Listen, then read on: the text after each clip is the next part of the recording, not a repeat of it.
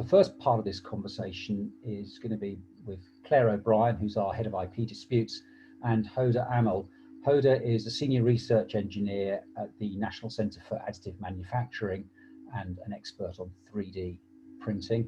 And following that, Claire is going to continue the conversation with Alasdair Poore, who many of you will know. He's a consultant with us and an expert on the IP aspects of 3D printing. I'm going to talk about what those aspects are and some of the things that people need to be aware of and where things may develop. So with that introduction, I'm going to hand over to Claire and Hoda. Thank you. Thank you, Mark, and good afternoon, everybody. During this health crisis, we have seen companies, both big and small, step up to manufacture products in short supply. For example, Burberry has repurposed its trenchcoat factory in Yorkshire to make non-surgical gowns and masks for patients in UK hospitals. Jaguar Land Rover has designed and manufactured protective visors for the NHS. More of that later. Craft beer firm Brewdog, which has a distilling business, has manufactured hand sanitizer. The nature of the crisis and the urgent need for equipment such as PPE and ventilators gives rise to a number of intellectual property and commercial considerations. For example, from the perspective of the IP owner, they might want to know what they could do if a third party is using their technology. How are IP rights to be balanced against the public interest at a time such as this? And if legal remedies are pursued, what about the reputational damage this may cause to rights holders? Another consideration is whether new IP is being created at this time and whether it is protectable and commercially worth protecting. From the perspective of a third party using somebody else's IP rights, they might think about whether they could get sued for IP infringement. Or what happens when the crisis has abated? Is this something they want to do long term, and would that be possible? Some businesses which have diversified during this time are using 3D printing technology. It's an interesting technology and one which is almost designed for addressing an urgent reconfiguration of production. As Mark mentioned, we are joined by Hoda Amel of the Manufacturing Technology Centre. I'm going to start by asking Hoda some questions about her work at MTC to explain what 3D printing technology is and how it is used. We are then going to consider with Alasdair some of the IP and commercial considerations around use of this technology. Hoda, thanks for joining us today. In order to give people a little background, can you explain briefly what the Manufacturing Technology Centre does and describe the work you undertake there? Yep. Hi, thanks for having me. And thanks for the introduction. So I'm Hoda Amel, and I'm a senior research engineer at the Manufacturing Technology Centre. So the MTC is a research and technology organisation, partly funded by government as part of their High Value Manufacturing Catapult programme. Our focus is on taking technologies at a proof of concept level all the way to the point that where the customer or industry, they actually have a working prototype, and then we deliver it to them and they take it from there to production. We work in many different research areas, so additive manufacturing is one of them, but we also have different areas like robotics and automation, digital manufacturing. And I work in the additive manufacturing team, and I look after technology management of the team in different areas and materials. Yes. Thanks. And can you explain to us what 3D printing actually is and how the process would work, say, in relation to printing a plastic part? Yes. So to put it in very simple terms, the 3D printing process starts with you have a design which comes in a 3D file.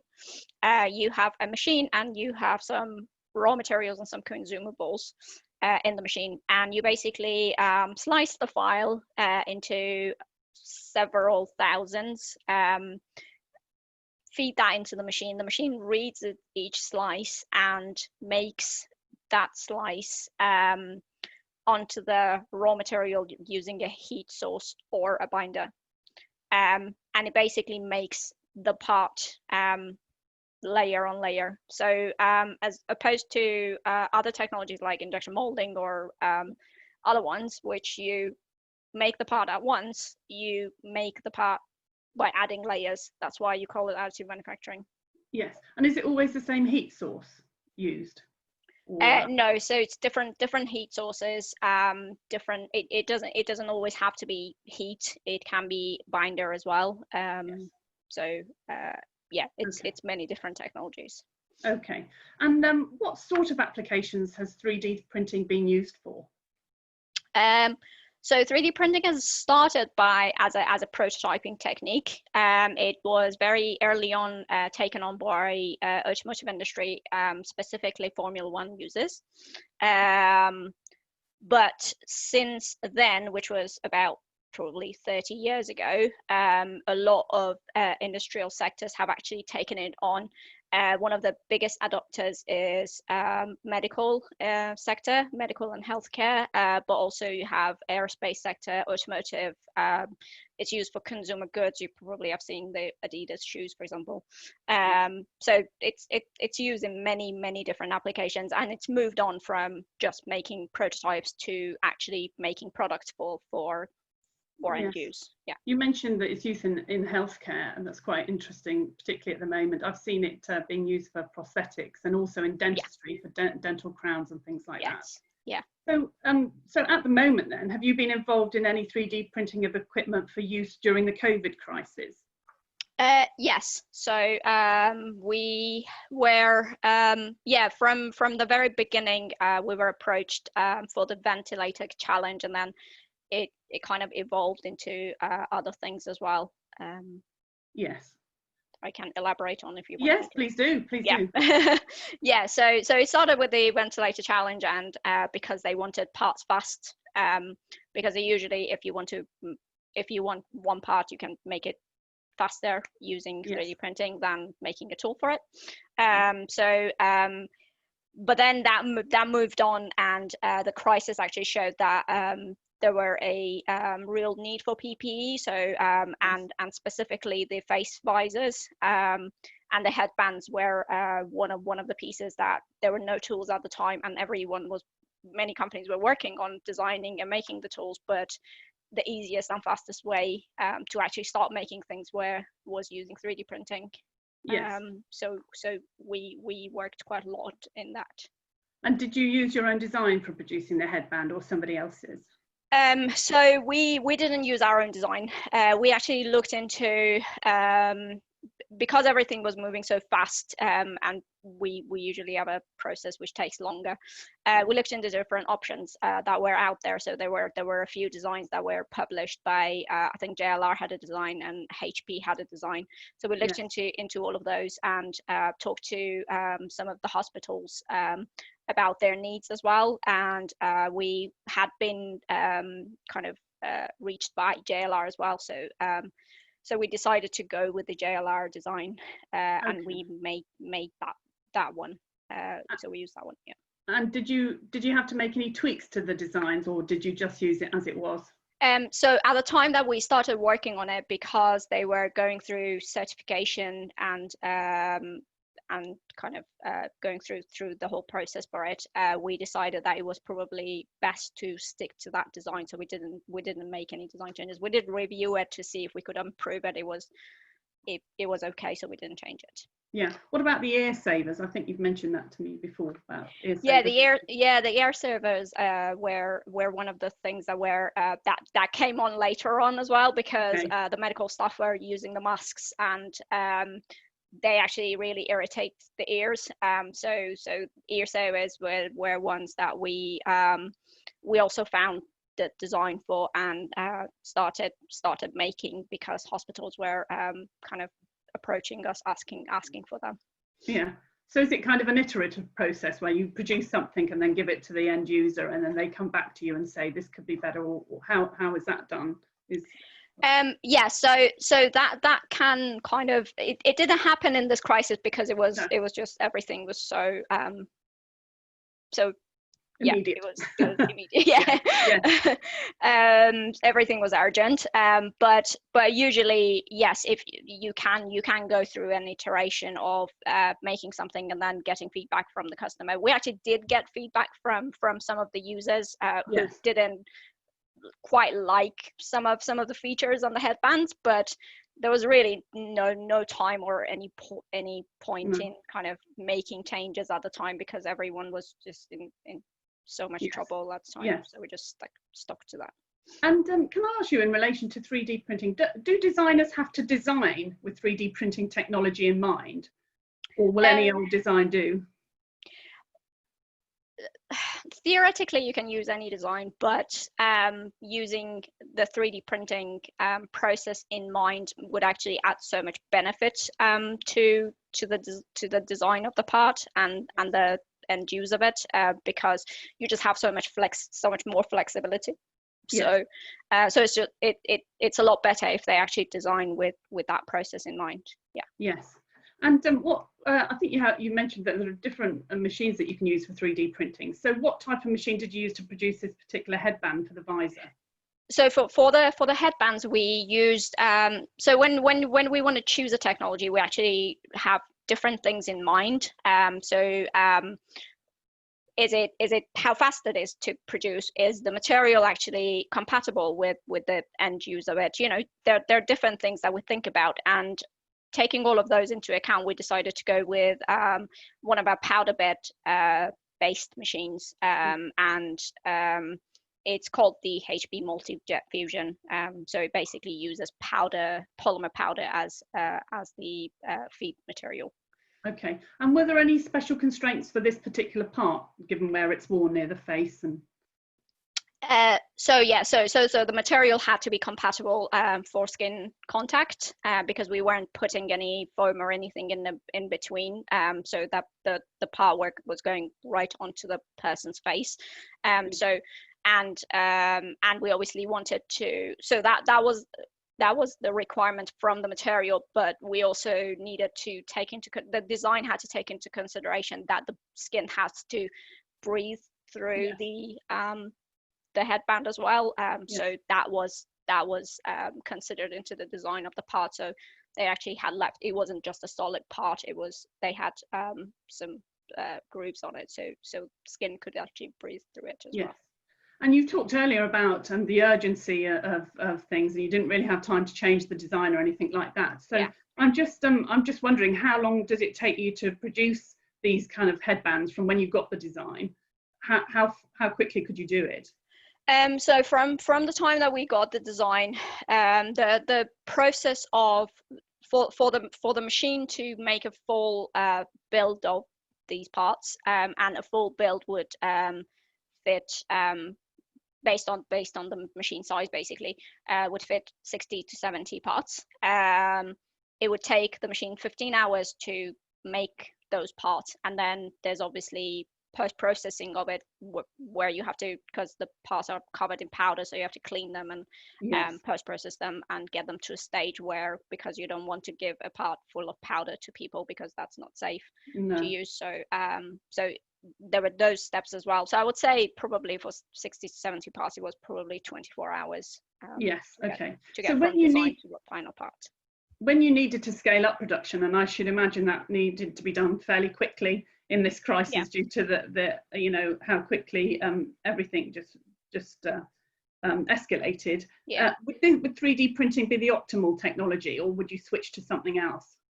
So it was good to start with, because you could get to a product really fast, and it would be good to stick to if the number of the visors that we needed were, say, in the thousands, but because they were in the millions, people actually decided that it wasn't a good idea to just stick to additive manufacturing, and it was better to start designing tools for injection molding as well.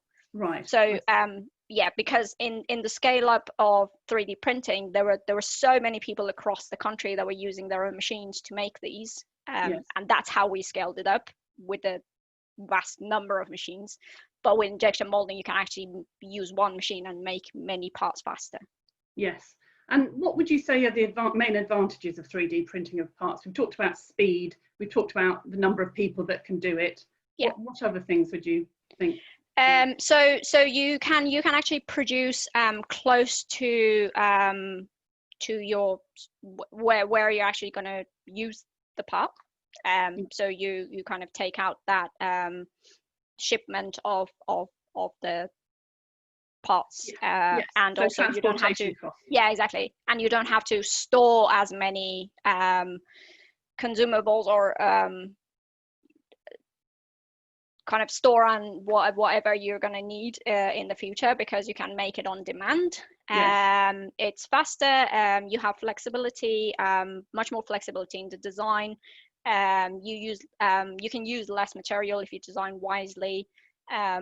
So there's a lot of talk about using it as a kind of way of manufacturing for net zero. And yeah, and then you have material flexibility obviously as well, for 3D printing. Yeah. Yes. I've seen it flick up on my screen a question about the future, and we'll come on to that later if we may. But I just wanted to ask you before we move to Alasdair, does the issue of IP ever come up when you're working with 3D printing technology? Is it something you think about, or not really? So we don't think about it as much because we don't produce things. No. But I've heard in conferences that I go to and in events from production companies that they are a bit concerned about, if we produce a design and we own the IP for it, if we give it to a supplier to make that part, yes. They can very easily change the design. And what happens there then if they change the design a little bit? Do they own the IP? Do we own the IP? So I think that's one of the challenges that I've heard of. Okay, that's interesting. We'll hold that thought and I'll quiz Alasdair on it later. But for the meantime, Hoda, we'll come back to you about the future of 3D printing. But for the meantime, that's great. Thanks very much. And it's probably quite a good time now to bring in Alasdair to talk about some of the IP considerations around the technology. Alasdair, hi. What is the connection between 3D printing and IP, and why are you interested in it? Why am I interested in it? I think it's really fascinating. I think it was well summarized actually by somebody replying to a really good website with big examples of 3D printing, 3dprinting.com, who said, we asked Ryan, who is age 10, what interested him most about 3D printing. He had produced some ear protectors which were being used on a 3D printer. And he had responded by saying, it's fascinating, it's so cool to see how the printer knows when to print an object. 3D printing will be a big part of our future. Many of the things in everyday life that will be automated, made easier. 3D printing implants and prosthetics are already helping to increase the quality of life of many people. It's really interesting technology and it's rapidly developing. Yeah. So from an IP perspective, what's interesting about it? Well, partly it involves innovation. It involves innovation in the process which is being used. There are all sorts of different ways of doing 3D printing, but there are all sorts of detailed elements to it which encompass new innovation. But it also allows one to have innovation in the products, and we can talk a little bit more about that later. And the other side of it from the practitioner, and particularly for you, Claire, at least, is that it allows you to do copying really easily, so it creates infringement risks when otherwise there might be, and that's the sort of thing that the automotive industry are sometimes worried about. Yes, yes. Well, you've talked about the rapid development and also the innovation element and copying. So, can you just explain which IP rights are relevant then, most relevant you think in the 3D printing process? Yeah. 3D printing is almost designed to be the subject of IP. It produces an article which has a shape, and one of the fundamental protecting rights in the intellectual property field are rights in designs, either registered designs or unregistered designs, which protect shapes. It allows innovations to take place, which means that patent protection is potentially relevant. Yeah, and there's an awful lot, as you heard from what Hoda says, about exactly how to get it optimized and things like that. And that gives rise to trade secrets, which are a sort of form of intellectual property. And one wants to be able to protect the trade secrets. It's one of the reasons why so many people are involved at an early stage, is they want to learn a bit more about it.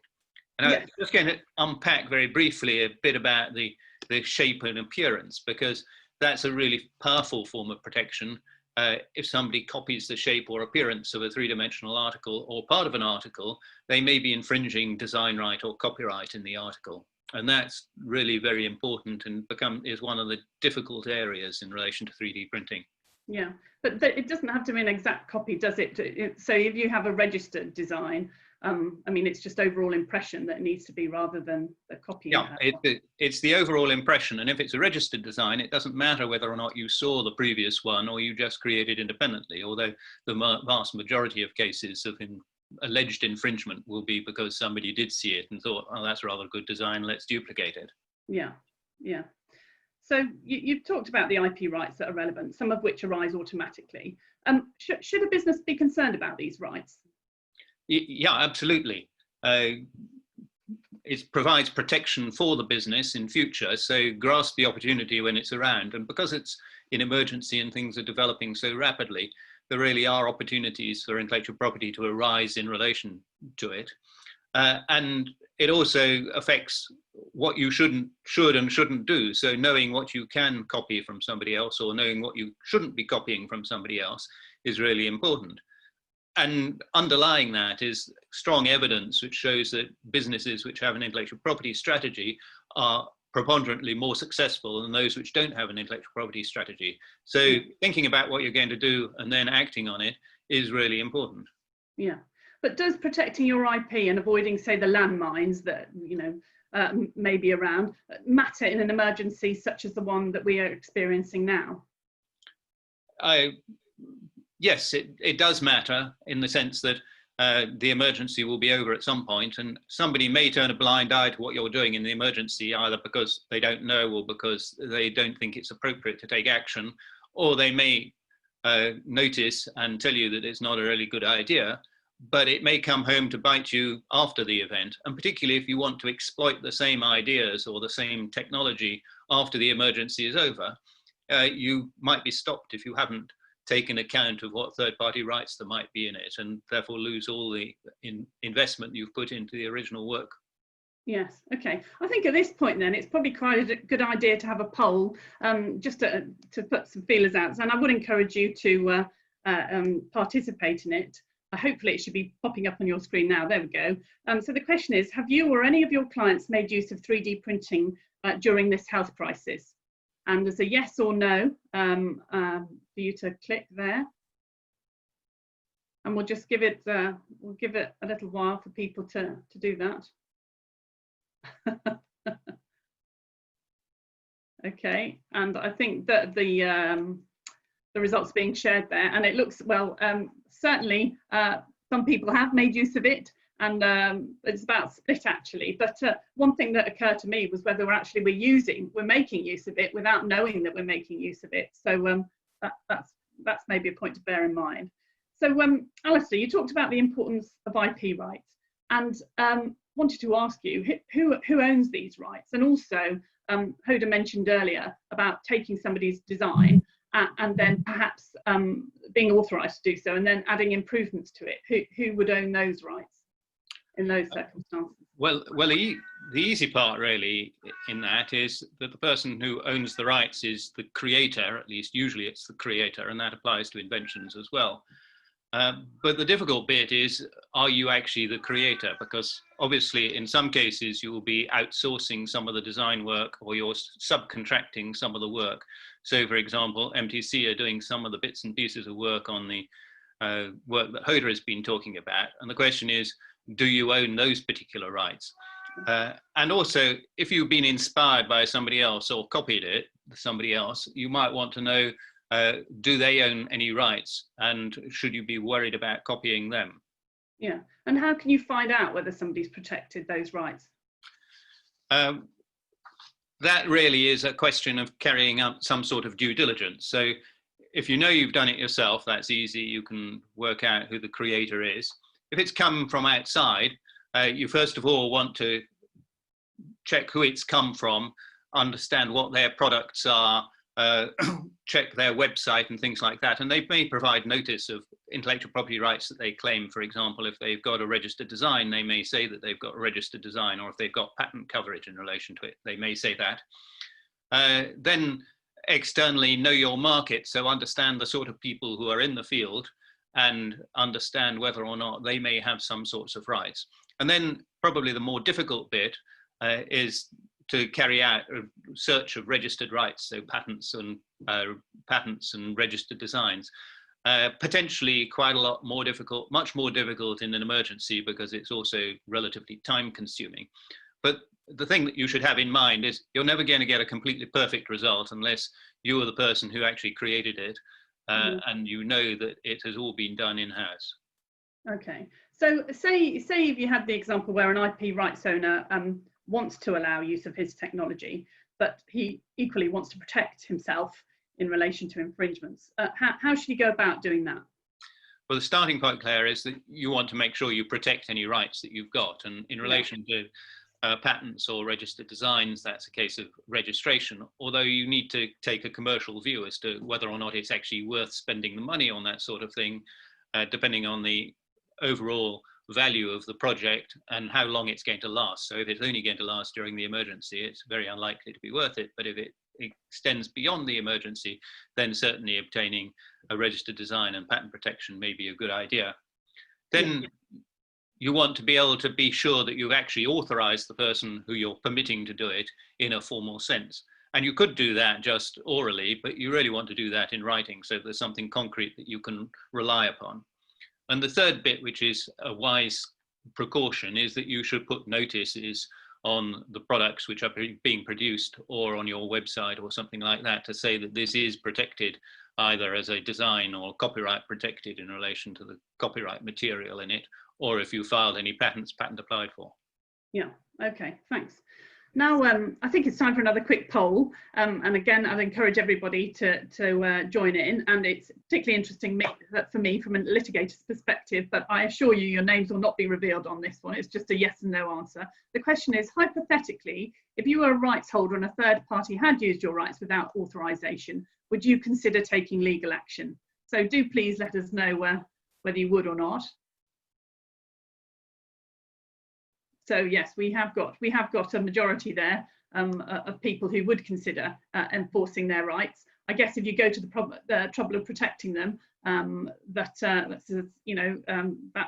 what you're guarding against, really. Okay. So on that theme, then, Alasdair, where there is a shortage of vital equipment needed for the crisis, and a third party starts making products such as PPE without the consent of the rights holder, could it be sued for IP and infringement, and what defences might be available to such third parties? Well, obviously, Kelly, the obvious answer is yes, it could be sued for IP infringement. You can't stop somebody bringing proceedings, broadly speaking. No. Whether it's sensible to do that is a different question. Yeah. In terms of defences, true defences, there's probably only one apart from not infringing the right, which is what's described as crown use. And if it's done for the government may authorize you to do it, and they effectively can grant a license, although compensation is payable. It tends to be relatively unusually used in the past. It was used with breast cancer diagnosis many years ago, and hardly at all since then, although it was discussed in relation to ventilators. Then a partial defense to infringement is that your infringement is innocent. You didn't know that it was infringing the third party's rights, or you didn't know that there was a third party right which is relevant to infringement. But that only lasts for as long as you are innocent, and as soon as you got notice, then you cease to be innocent. Yeah, I thought that was quite a narrow defence, the innocence defence. It depends on which particular right it is, but yes, yeah. It is rather narrow, and it's particularly narrow in relation to copyright, where effectively you have to not be aware that copyright exists at all, and that's quite difficult to demonstrate. Yeah, okay. And then on the government projects, at least in relation to the ventilator project, they've given a hold harmless. That is, they've said to manufacturers, if you manufacture something according to some of these designs, we will indemnify you in respect of any loss that you may suffer. But that's not technically a defence, it's just putting the blame onto somebody else. Okay, so we've talked about some defences there and the indemnities available which would otherwise be an infringement. But what redress is there for IP owners if somebody is using their technology without authorisation? And practically, what should they do? What should IP owners do? so there are two parts to that. The first is the sort of nuclear option, which is take proceedings. And if you take proceedings, you will be entitled, if you succeed, to damages or an account of profits and an injunction to stop the person from doing something, although in an emergency you might fail to get the injunction bit of it, quite possibly. But before you do that, there are a number of steps which are wise to take before getting into infringement proceedings. One is to give notice to the other party that you're proposing to bring infringement proceedings in order to stop them, or at least to give them notice of the rights so that after the event, after the emergency, you could bring proceedings and recover damages. The second is really to seek some sort of compromise and agreement. See if you can reach some sort of way in which you can agree to them doing it and possibly you get paid for it. The third is really a matter of presentation, and that is that it's better to be a lion than a mouse. If you create an impression that you will actively enforce your rights, it's more likely people will go and look for something else to spend their time on rather than encountering rights with you. I think that's quite an effective strategy. I've had cases where you know, that was a definite strategy and people have stayed away after that. So it's good from that perspective. Yeah, and it's a real danger that if you just sit by and don't do anything at all, then people think you're an easy touch, and it becomes more difficult to fill the breach. Yeah, well, we talked about rights holders and the fact that they could take legal action, but do you think they would enforce their rights during, you know, a time of crisis like this? And isn't that likely to cause some reputational damage if they do? Well, you've got your answer. I think that most of the people said they would. Perhaps I didn't qualify the question as to during the health crisis. I just had a general question. Maybe we should have had a follow-up. But anyway, we've certainly got some litigators amongst us, so that's music to my ears. Yeah, there's a there's a question of balancing reputational risk, I think, and also the long-term disadvantage of having a strategy of not doing something. If you're firm but you don't take proceedings but make clear that you would take proceedings, then that may be good enough. You don't necessarily want to be seen to be stopping somebody from producing something which is really important. And I was involved in something rather similar to this years ago, in which somebody tried to stop our clients from supplying the protective surfaces for the Olympic Games, only about 3 months before the Olympic Games took place. And it wouldn't have done very much good in terms of reputation, and they failed. No. But you've got to balance that against the reputation if, for example, the product is defective or causes damage. And we've heard enough about that already in terms of ventilators which didn't work and things like that. So you don't want to have a damaged reputation at the same time. And suboptimal PPE as well that wasn't able to be used, we've heard about in the news. So how just thinking about those issues then, how does one ensure the quality control of, say, 3D printed products, you know, to avoid that? It's really a question more for Hoda than it is for me, but I think the answers are you need to test the product in the design stage and test each product as it comes out of design. You need to build in design for quality, and you need to have a culture of quality in terms of the people who are producing it, so that they recognize that the important thing is to produce something which has a quality which works and won't break down in use. And that's obviously particularly important in an emergency, because you don't want to find yourself being tarred with a brush of producing something which didn't work and somebody got infected. So for PPE and ventilators then, what type of approvals or certifications are needed? That's a pretty wide-ranging question, so I'm going to pass on most of it, but the Health and Safety at Work Act provides for requirements where you're supplying products which are to be used in the course of a business in order to make sure that they're safe, that they're provided with instructions, that you carried out the appropriate testing, that the design is appropriate. And in the European Union, there's a CE marking regime, which, depending upon what sort of product it is, whether it's invasive medical product or whether it's one which is just used like a tractor or a Land Rover or something like that, where you have to certify or get somebody to certify the safety of the product in the terms which are required. There may be specific regulations which apply to specific things like getting product approval as well. Yeah. One of the considerations I was thinking about, so if a third party is using IP during this time, how might the rights of the IP owner be affected in the future? I mean, if those newly involved in the technology, just helping during this crisis, decide to continue their activity, for example, after the crisis has abated. Well, you don't lose your rights. At least you have up to 6 years to sue for infringement. But you have to look at the much more practical issues, and it comes back to the lion and the mouse, or a stitch in time saves 9. That if you don't take any action, your market may be eroded, and you may have somebody who is a competitor there doing something. And it then becomes significantly more difficult to stop them after the event, particularly if they're taken by surprise because they've invested lots of money and they're going to lose some of that money. So it becomes much more difficult to reach any sort of compromise. So taking action, or at least giving notice that you're going to be taking action in due course and trying to reach a compromise, are really the sort of things that you want to do to protect your rights in the future. Yeah. And can you give us some quick do's and don'ts for developing this kind of product or design? What would you recommend?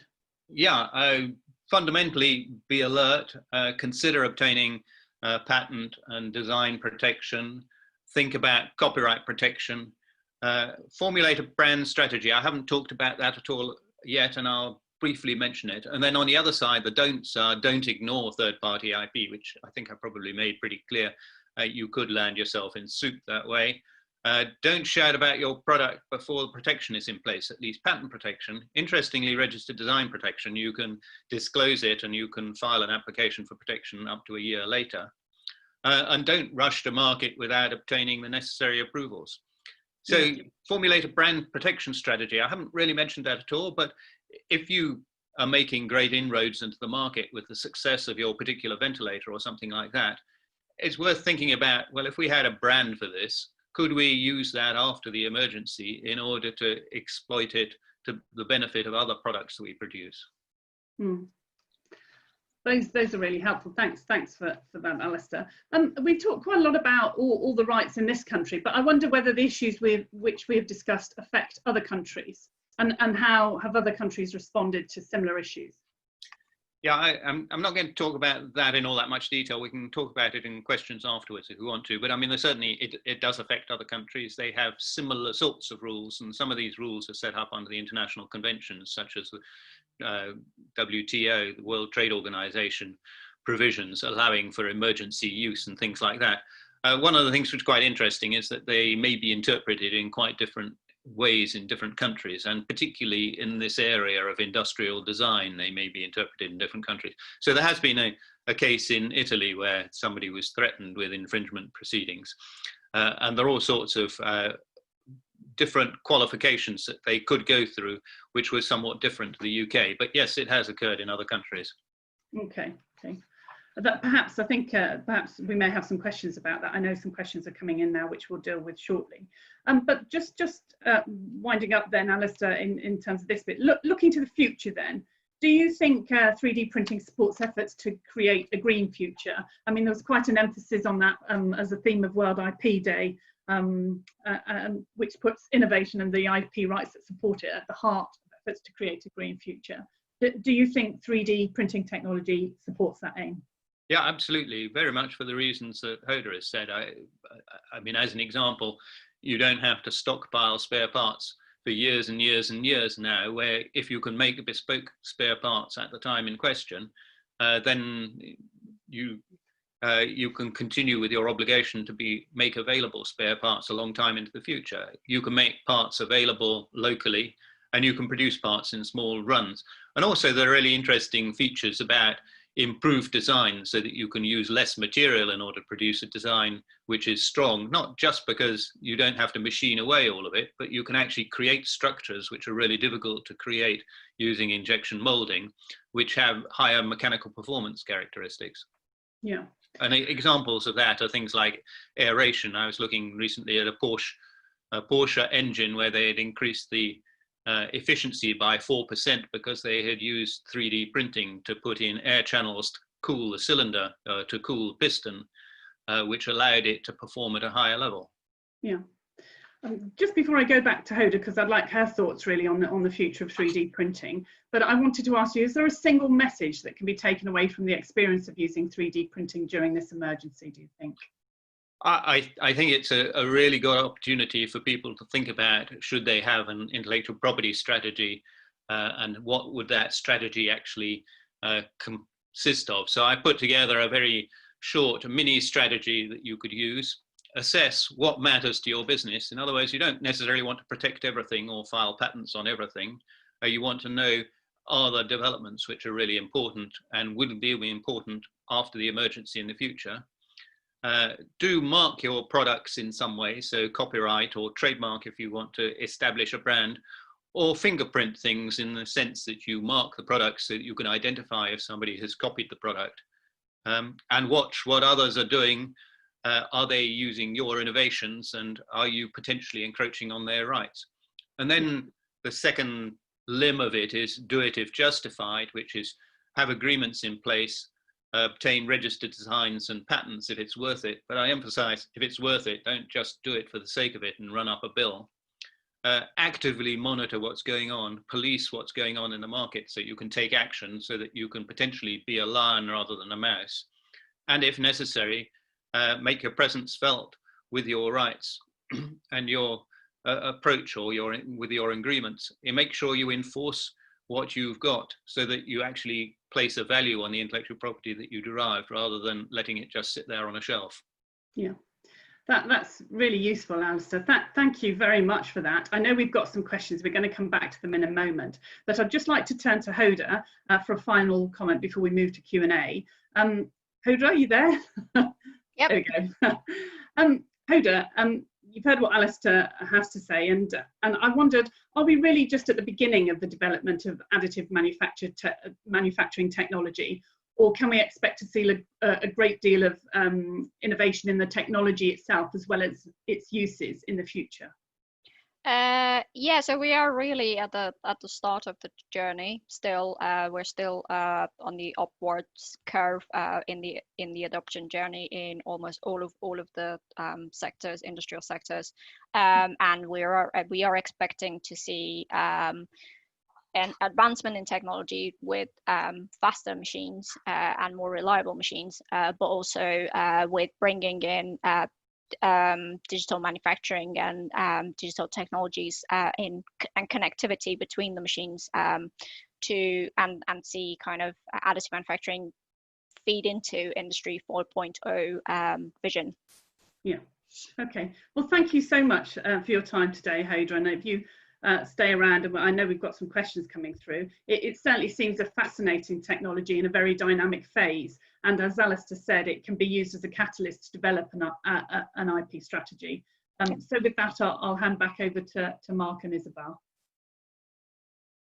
Fantastic. Thanks, Claire. Well, thank you, Claire. Thank you, Alasdair. Thank you, Hoda. I hope that was an interesting conversation. Certainly seen some questions coming through.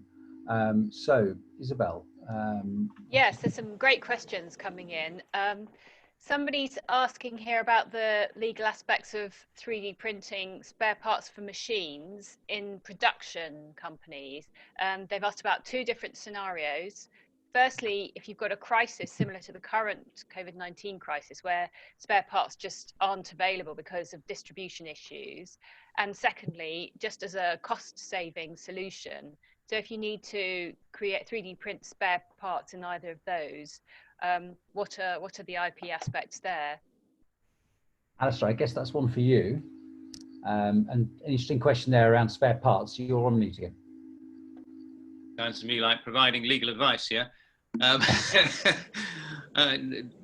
answer is it partly depends what rights there might be which you might infringe in producing the spare parts. There are no guaranteed rights in relation to spare parts. On the other hand, if it's a genuine spare part and it has an entirely functional characteristic, you can usually forget about things like registered designs or unregistered design right, although it's a little bit more difficult to be sure about unregistered design right and produce it as a spare part. And it doesn't really make a difference whether it's an emergency or not an emergency, although somebody might be rather more sympathetic about it if it happened to be in an emergency and they couldn't supply it. I suppose the advantage of it being an emergency and they couldn't supply it is that the scale of damages they would be entitled to would not be the loss of their sales. It would be only a reasonable royalty on the basis that you produce something which they couldn't otherwise supply. So it's a bit cheaper that way.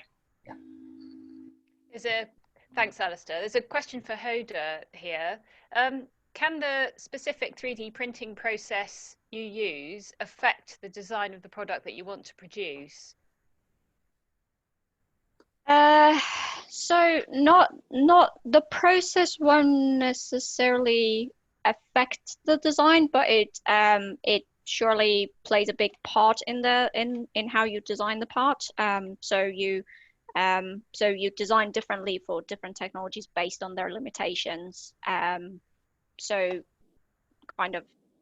yes, based on limitations of the technology and how you can actually use it, yes, it would affect the design. So you can't take one design and make it on all of different machines. I think one of the things you had said, Hoda, in relation to the face masks was that producing a large number of individual components on one run was a real advantage. So designing them so that they would actually fit into one run, because the run itself takes quite a long time. Yeah, so it wasn't, so in that case it wasn't so much the design, it was how we actually put all these parts together. So we call it packing of the part. But we do have to take into consideration the design to make processes faster, and that has a huge effect on it. So we try to, so yeah, definitely you have to design with the process in mind. You can't just design something and then expect for it to work on any process.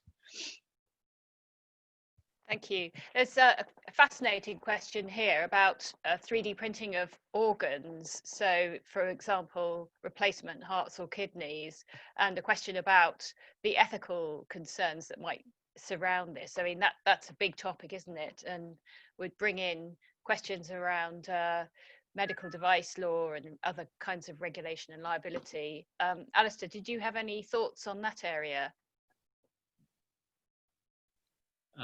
Not very conveniently ones which can be put into a short answer. I mean, there are certainly some interesting medical aspects which are to do with components of the body which have been replaced, like artificial hips, or prototypes, as it were, of models of bone conformation, so that you can mend fractures by allowing people to practice on the original parts of the bone and see what they need to cut out and what they need to stick together. I haven't had direct experience of 3D printing in relation to living parts, although I know that is done, and we have some clients who do work on that sort of thing, particularly in relation to creating bone substrates, bone matrices, I should say. Hoda, is that something you've ever come across?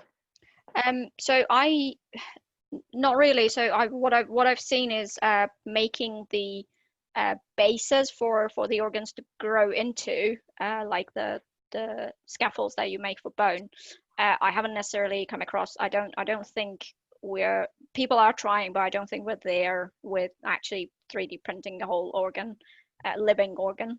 I mean, I don't know whether it qualifies as 3D printing, but I know I've encountered with one of my clients using inkjet printers effectively for printing cells directly onto a surface in order to provide the growing material, as it were. Yes. I'm not quite sure whether I would describe that as 3D printing or additive manufacturing. I mean, yeah, it is 3D printing, but I mean, I think it's a long way from printing onto a surface into actually printing a full organ, working organ. Yeah.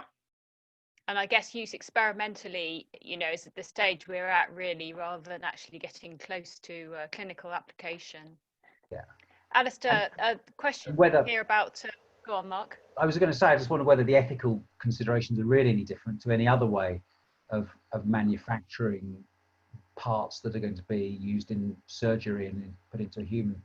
Is there a different ethical consideration of a 3D manufacturing an organ than there is to using an aluminium or titanium ball joint in an artificial hip? Yeah. the ethical considerations are very There's a similar. question of whose cells you use.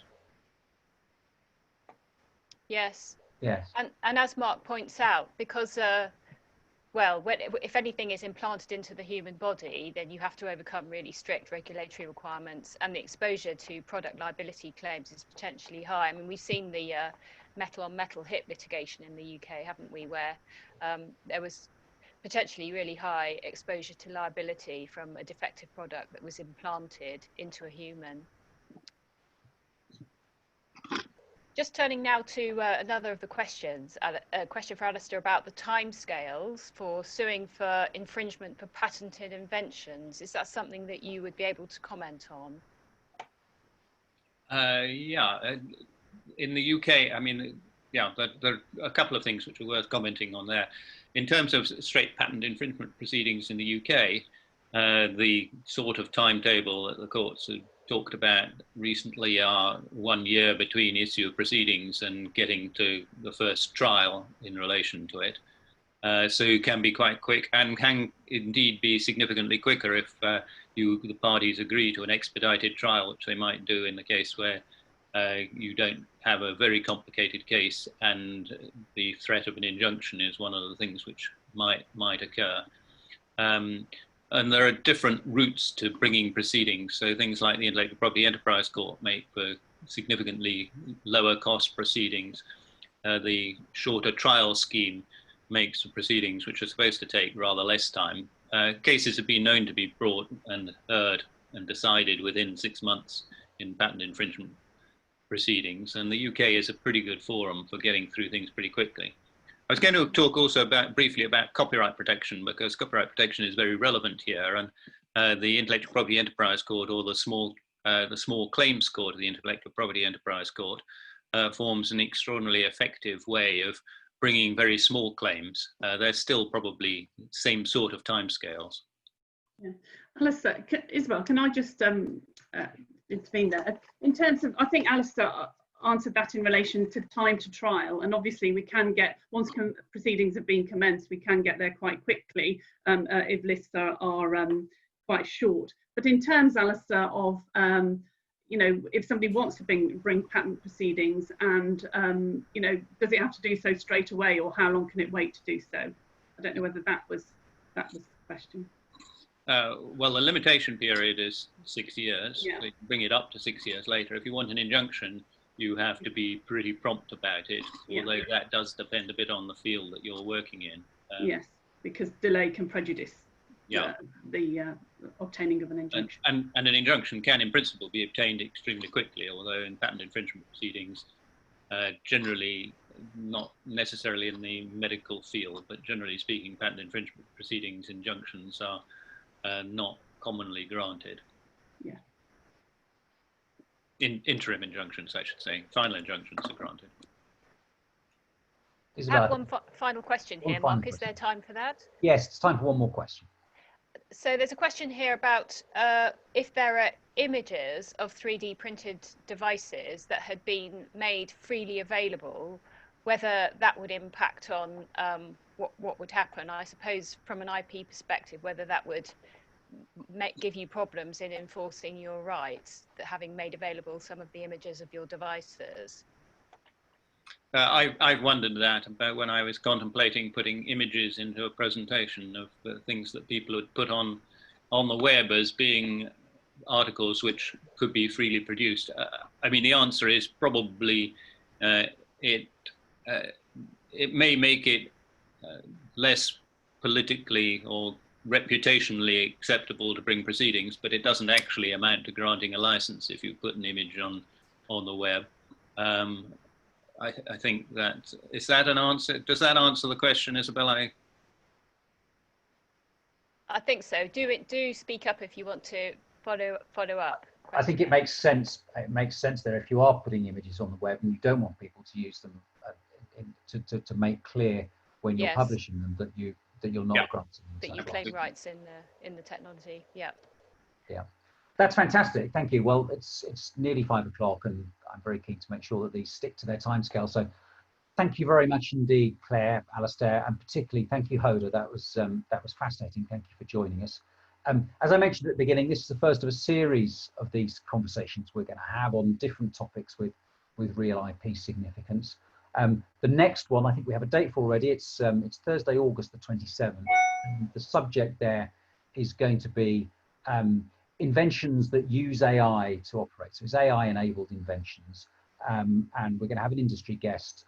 We're nearly finalised there, and a patent attorney who will join the conversation to talk about how you protect inventions that use AI and the considerations that are there. There's going to be quite a lot of follow-up to this. Alice has already written an article which is going to go on our website, and anyone that wants to catch up with a recording of the conversation, that will be made available there as well. So it just remains to once again thank the speakers and thank all of you for attending, and those who've asked questions, and to say we hope to see you again next time. Thank you.